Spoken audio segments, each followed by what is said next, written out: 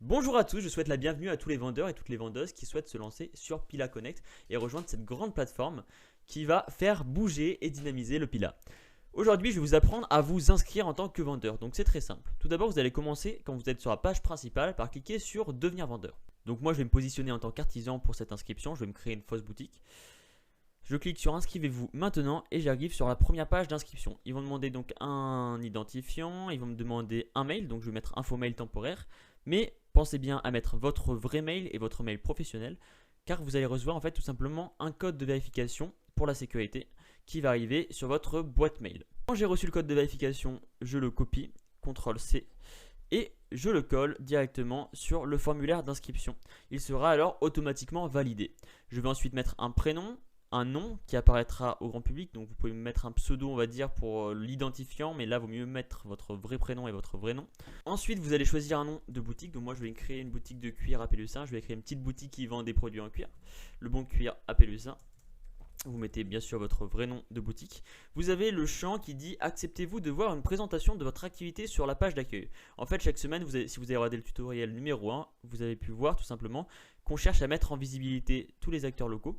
Donc si vous êtes d'accord pour apparaître sur la page d'accueil, vous cliquez sur OK.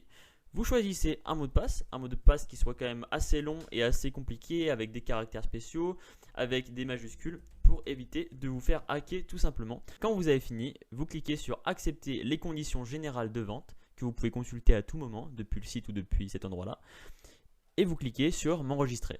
Nous avons maintenant fini la première étape. Bienvenue à Pila Connect. Merci d'avoir choisi Pila Connect. Cet assistant de configuration rapide vous aidera à configurer les paramètres de base de votre magasin pour qu'il soit prêt en un rien de temps. C'est donc le but, on va essayer, donc il y a la possibilité aussi de passer toutes ces étapes, ou de passer chaque étape, mais nous on va quand même faire ces étapes pour essayer de comprendre comment ça fonctionne. Donc ici vous avez la possibilité de choisir le logo du magasin, une bannière, donc avec les formats qui sont demandés bien sûr. Pour la bannière c'est 1650 x 350 et pour le logo c'est un logo de petite taille de préférence, mais de bonne qualité. Vous avez le nom de la boutique qui apparaît, l'email du magasin, le téléphone de l'entreprise. Donc ça, c'est toutes des informations qui vont être présentées au client. C'est donc important que toutes ces informations soient vraies et vérifiées. Ensuite, très important, vous allez avoir une petite map qui va permettre de référencer votre boutique sur la plateforme, tout simplement par géolocalisation. Donc ici, la map que vous allez voir, elle va peut-être apparaître en bleu, mais ce n'est pas grave, car vous allez entrer dans l'emplacement, trouver une localisation, votre adresse, vous allez sélectionner l'adresse et confirmer. Et directement, votre position va être fixée sur la map pour tous les clients qui vont passer sur la plateforme. Et enfin, nous avons une petite description de la boutique que vous pouvez rajouter. Dans cette description de 2, 3, 4, voire 5 lignes maximum, vous essayez d'être clair, concis et de montrer votre activité tout simplement pour que les clients qui arrivent directement puissent lire en 2-3 mots comment vous fonctionnez.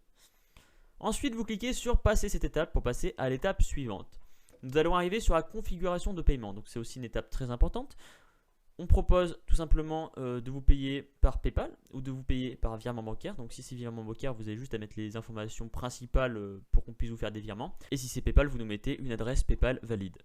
Nous passons ensuite cette étape pour arriver sur les configurations de vos conditions.